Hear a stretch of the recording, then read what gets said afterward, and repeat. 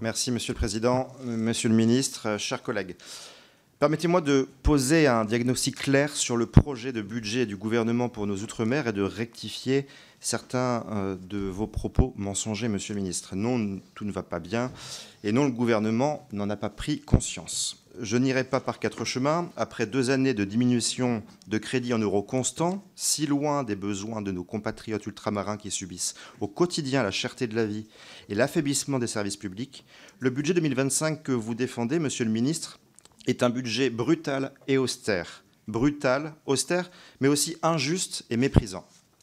En effet, les crédits de la mission connaissent une chute de 12,5% en autorisation d'engagement et de 9% en crédit de paiement par rapport à l'exercice précédent, ce qui va mettre à mal demain les projets d'aménagement et les services de proximité dans ces territoires ont pourtant cruellement besoin. Le programme Conditions de vie en Outre-mer subit, lui, la perte la plus importante, avec une baisse de 36%, ce qui aura des conséquences en matière de politique du logement, d'aménagement du territoire et de soutien aux collectivités. Or, vous le savez bien, ces enjeux sont cruciaux pour améliorer les conditions de vie dans les territoires ultramarins qui font face à des défis économiques et sociaux immenses. De tous les côtés du spectre politique, de nombreux amendements, dont certains que j'aurai l'honneur de vous présenter, s'opposeront à cette logique d'austérité qui traduit en creux un manque de vision de ce gouvernement pour nos Outre-mer, mais aussi, je le disais, un mépris inacceptable envers nos compatriotes ultramarins. Je défendrai, chaque fois que cela sera possible et cohérent avec le projet de contre-budget du Rassemblement national, toutes les initiatives, d'où qu'elles proviennent, qui rétabliront un budget plus juste pour nos compatriotes d'outre-mer. J'ai à ce stade une première question à vous poser, Monsieur le Ministre. Comment, avec une telle proposition de budget, espérez-vous avoir les moyens nécessaires pour remédier aux crises que vivent nos Antilles, à la situation institutionnelle en Nouvelle-Calédonie ou encore à la dramatique dégradation des services publics à Mayotte ou en Guyane? Comment pouvez-vous être un ministre censé défendre l'outre-mer mais sans budget? Monsieur le ministre et chers collègues, pour cette 3e année en tant que rapporteur pour avis, j'ai souhaité mettre la focale sur Mayotte, comme je l'avais fait l'année dernière en Guyane, en étudiant la situation migratoire, sécuritaire, économique et sociale de ce département. Pour ce faire, je m'y suis rendu du 23 au 30 septembre dernier et y ai rencontré de nombreux représentants des acteurs politiques, économiques, associatifs, mais aussi des citoyens du département, ainsi que des fonctionnaires et militaires qui font vivre Mayotte au quotidien malgré les crises et les difficultés. Permettez-moi tout d'abord de leur rendre un hommage appuyé. Mayotte a tout d'un bijou français au cœur de l'océan Indien, mais sa proximité avec les Comores a transformé ce petit paradis en un enfer. Un enfer que peu d'entre nous peuvent imaginer depuis la métropole. Il faut faire face à la réalité, chers collègues, et la dire sans avoir peur des mots. Oui, la situation migratoire est telle que tout craque à Mayotte, plus rien ne tient, tout s'écroule. Chers collègues, Monsieur le Ministre, alors qu'en 1985, seuls 12% de la population de Mayotte n'était pas native de l'île, cette part représente désormais 55% de la population, selon une étude de l'INED parue en 2018. 6 ans plus tard, la situation a d'ailleurs fortement évolué. Cette proportion continue de s'accroître, puisque la croissance démographique est désormais portée aux 2/3 par la natalité des mères d'origine comorienne et qui accouchent dans la plus grande maternité d'Europe, celle de Mamoudzou. En conséquence, la croissance démographique de Mayotte est considérée par l'INSEE comme exceptionnelle. Sa population a doublé en 20 ans et a été multipliée par 4 depuis 1958, avec une accélération marquée de la poussée démographique depuis 2012. Chaque jour, des bateaux clandestins, les Kwassa-Kwassa, affluent des Comores, les Comores qui refusent de considérer Mayotte comme un département français, ce qui cause au passage des tensions diplomatiques que la France doit résoudre. Certains de ces bateaux sont certes interceptés par les forces de l'ordre, mais nous sommes loin du rideau de fer promis par l'ancien ministre de l'Intérieur, Gérald Darmanin. Et les moyens déployés en matière de lutte contre l'immigration clandestine sont unanimement reconnus comme insuffisants et obsolètes. Je pense en particulier aux radars de détection qui vieillissent et sont dépassés technologiquement, qui ne couvrent par ailleurs pas la totalité des côtes, mais aussi aux moteurs de la flotte insuffisante des intercepteurs. Par ailleurs, sans un navire de la Marine nationale dans les eaux internationales, comment la France pourrait-elle lutter efficacement contre l'immigration irrégulière? Alors, Monsieur le Ministre, Je vous le dis sans détour, le gouvernement doit s'engager à remplacer les radars dans les plus brefs délais, s'engager à renforcer la flotte d'intercepteurs et s'engager à ce qu'un navire de la Marine nationale soit présent dans les eaux internationales. À Mayotte, le lien entre insécurité et immigration n'est plus à démontrer.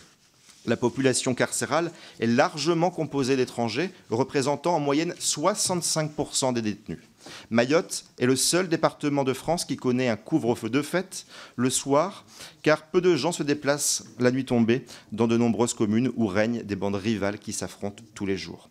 Caillassage de bus, affrontements aux abords des écoles, délinquance du quotidien, nourrie en partie par l'abandon de mineurs désœuvrés et de jeunes majeurs sans figure d'autorité.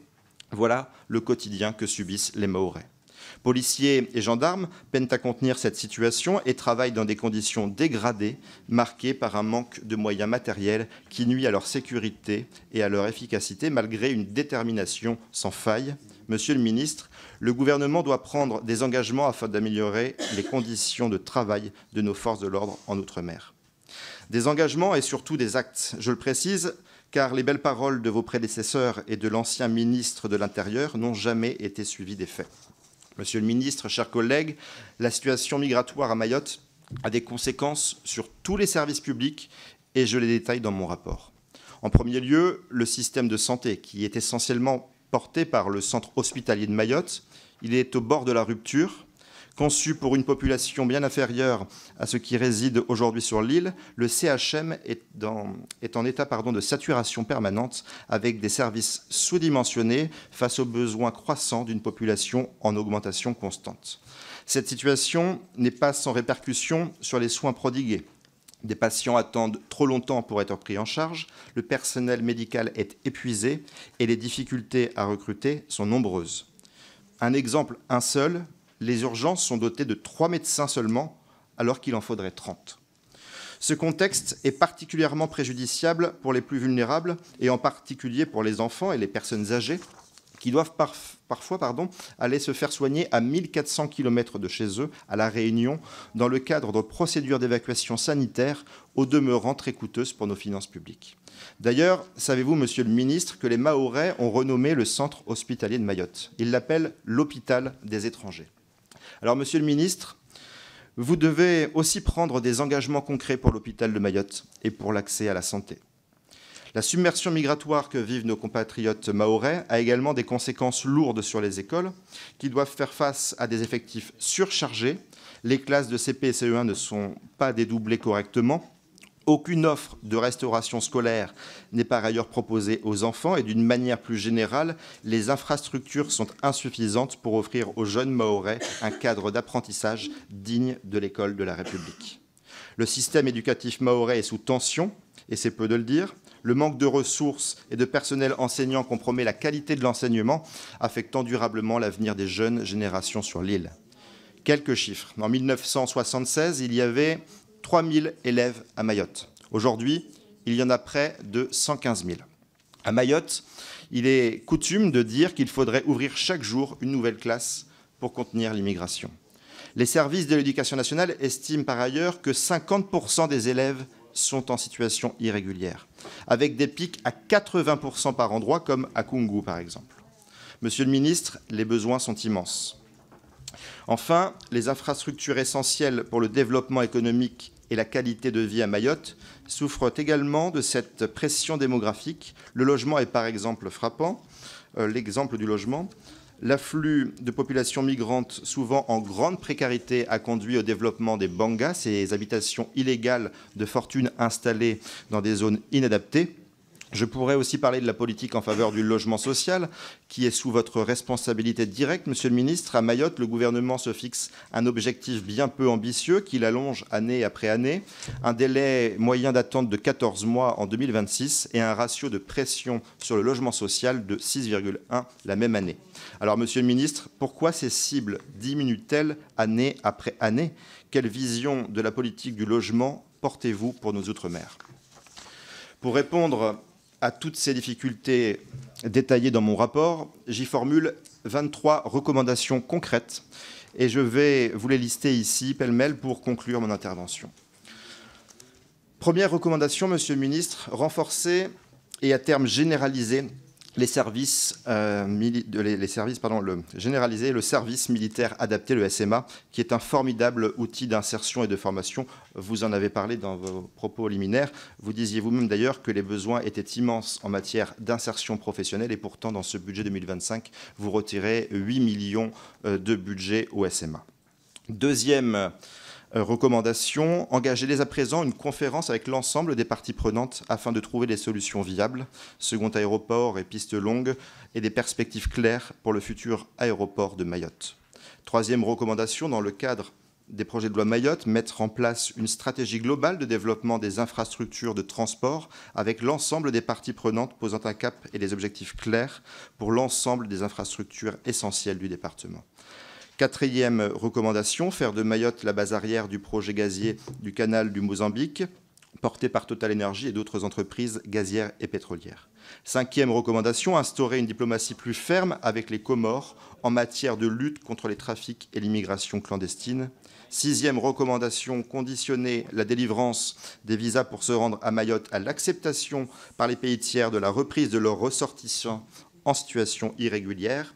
Septième recommandation, accroître significativement et sans délai les moyens consacrés à la mission de lutte contre l'immigration clandestine à Mayotte, en permettant notamment le doublement de la flotte d'intercepteurs et l'acquisition de nouveaux radars de détection couvrant la totalité des côtes. Huitième recommandation, disposer un patrouilleur de la Marine nationale dans les eaux internationales pour mieux lutter contre l'immigration clandestine. Neuvième recommandation, abolir le droit du sol sur l'ensemble du territoire français et à minima sur Mayotte. Dixième recommandation, rétablir le délit de séjour irrégulier et interdire toute naturalisation d'une personne s'étant rendue coupable de ce délit. Onzième recommandation, revoir les dispositifs d'indemnisation des fonctionnaires de police en mobilité sur Mayotte afin de les rendre plus attractifs et les ouvrir au personnel administratif et policier adjoint. 12e recommandation, généraliser et faciliter le dispositif de prolongation des postes de gardiens de la paix et des officiers sur Mayotte lorsque ceux-ci souhaitent s'y établir au-delà de la durée maximale de 6 ans. 13e recommandation, créer des écoles de formation au métier de la sécurité dans les Outre-mer afin de favoriser le recrutement de Français d'Outre-mer dans la gendarmerie, la police nationale et la police municipale. 14e recommandation, lancer sans délai le chantier de construction du second établissement pénitentiaire pour Mayotte. 15e recommandation, mettre en place un moratoire sur la prise en charge des enfants étrangers par l'école publique sur Mayotte.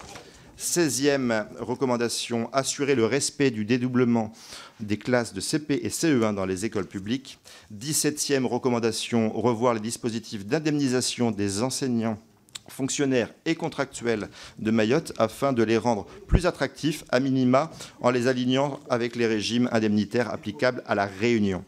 18e recommandation, recruter de nouveaux enseignants du premier degré en mettant en place des concours locaux complémentaires. 19e recommandation, rétablir un plan pluriannuel de programmation du renforcement de l'offre de restauration scolaire dans le primaire et le secondaire afin de doter toutes les écoles, collèges et lycées d'une prestation de restauration scolaire.